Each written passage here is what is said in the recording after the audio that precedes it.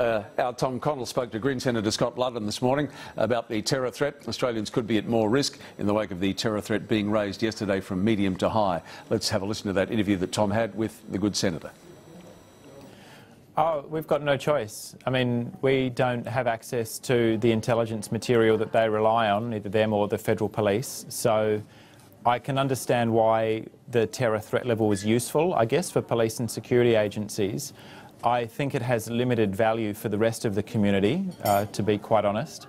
And I think it's likely, if they're hearing extra chatter without having specific allegations of a particular terror threat, I think it's very unlikely to be a coincidence that, 3 years on from Australians participating in the hideous civil war in Syria, in the same week that we announced we may be going back into Iraq, that threat level is raised. All right, well, we know authorities are saying this is over several months rather than a week. But further to your point, what do you think Australia should be doing against this so-called IS in Iraq and Syria? What would you have Australia in the West just learn from some history?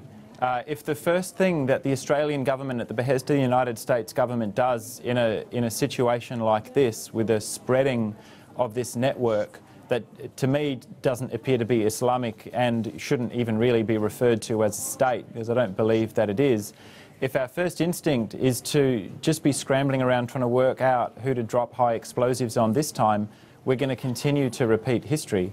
So I think we've got to make very sure that Australia doesn't end up simply participating in actions that perpetuate the horror and the violence and act perversely as recruiting activities for the very networks that we're trying to close down.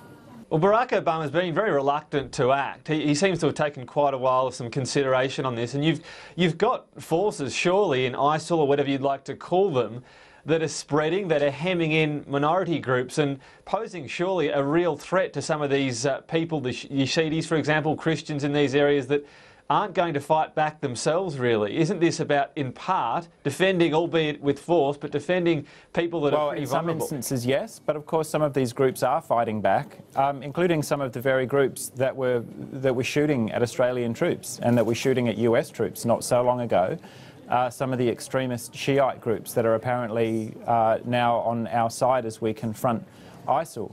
I think the main thing is to be very concerned about unintended consequences.